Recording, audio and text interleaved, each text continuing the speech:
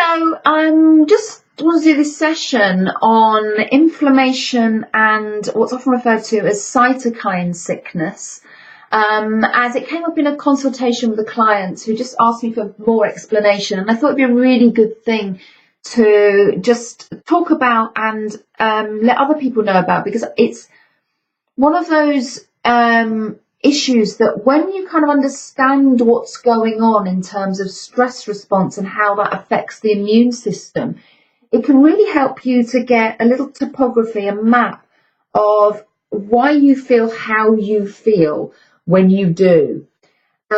So going back to what this means, cytokine sickness refers to those kind of flu-like symptoms that we often feel when we are either overwhelmed or stress pushes us over into a sense of can't cope or ill, and even has kind of depressive symptoms. So it's the feeling you get when you're first coming down with something, but also it's a feeling that you get often when we have what's referred to as leisure sickness. So you might go through a period of stress and then you stop, or you go on holiday and you just come down with something. You don't feel yourself, you don't feel so good. Although this is the first time you've rested in ages and you feel you really need the recovery, actually you end up just feeling pretty rubbish and having to take yourself to bed. And that's a real sign that stress hormones have kept up your cortisol levels. So the long-term steroid hormone cortisol that kind of keeps us going. It's motivational, and we do need it in our systems for some of the time, but ideally it comes down in the afternoon and evening. When it doesn't, when it tends to be kept on a high level to keep us going, when we perceive there's a continual danger, or we just keep doing without any sense of recovery, what that does is it suppresses the immune system. So it stops it from kind of coming out to play and cleaning up all the things that we are exposed to all the time, which is why people are given kind of cortisone and steroid medications when their immune system is kind of overacting. Might be things like, autoimmune conditions or vast sensitivities or intolerances. So that's what cortisol does. It suppresses the immune system, and it does that because energy is finite. We only have so much to go round at a time. So when our body perceives that we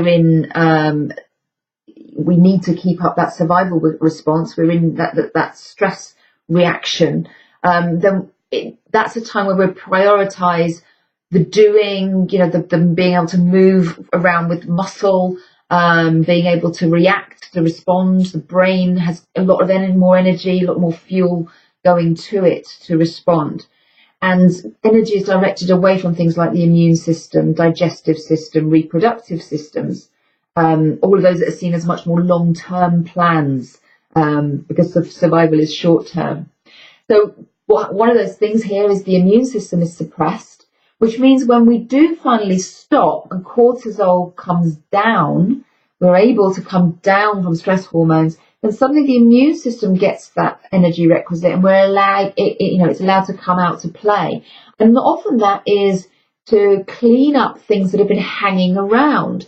So suddenly, a virus that has remained unchallenged will kind of rear up, and you get that feeling of your immune system fighting off that virus. And what happens then is that cytokines come out to play. So they're like immune messengers. They flag up something is wrong and needs to be addressed, that the immune system needs to come here and look at it. And cytokines come with kind of putting ourselves into recovery as well. So you get this kind of what the cavalry coming in to clean up what wasn't able to be cleaned before, and it reduces our permission to move, our want to move. So this works on dopamine pathways. Our motivation, our mood and motivation go down. In order for us to go into recovery, go into more parasympathetic mode, rest, recovery, healing mode. So it's a really, really good plan for the body to put ourselves down into that place where we don't feel like moving, we don't feel motivated in any way, and even depressive. Cytokines can go across the blood-brain barrier and have that depressive effect, which is really useful at that point because it stops us wanting to do anything, but it leaves us with that feeling of feeling, demotivated. What's the point? And cytokine sickness then, those flu-like symptoms that kind of knock us out are often where a lot of people who've gone into kind of fatigue states or exhaustion or burnout will find themselves living in as a kind of response of low-grade inflammation, that inflammation that's around all the time, and the immune system just kind of going into it's a slightly different type of response to cleaning up invaders here, but it's still that thing of the immune system being called on to respond pretty much all of the time, and it's not really designed to do that. So it can run systems at a much higher level in terms of energy output. So it's also very fatiguing. So when we're in that kind of cytokine sickness, we can feel that those flu-like symptoms. We can feel incredibly demotivated. We can even feel kind of aches and pains, and we can feel that things are very kind of, there's a feeling of listlessness, and even that we have less energy going to muscles, so we feel even quite weak. And once we kind of realise that, then we can start to pull back, because all the things that are feeding into that is that it's part of long-term chronic stress, even kind of trauma that can be in the mix now. It can be in the mix there as well, in terms of that feeling, a sense of unsafe. So the more we can come back to grounding, bodily practices, embodied awareness, focus on the breath, focus on self-compassion and being as present, grounded, and safe as we can be at any time, whatever you need to do that, is really helpful to start unravel this tone that can become a kind of default setting as normal. So I hope that's helped. It's slightly complicated subject, but actually it can be quite reassuring if you're finding that type of fatigue that feels kind of almost like you're wading through treacle sometimes. That is actually, a sense that your immune system and your nervous system remain in this heightened space together.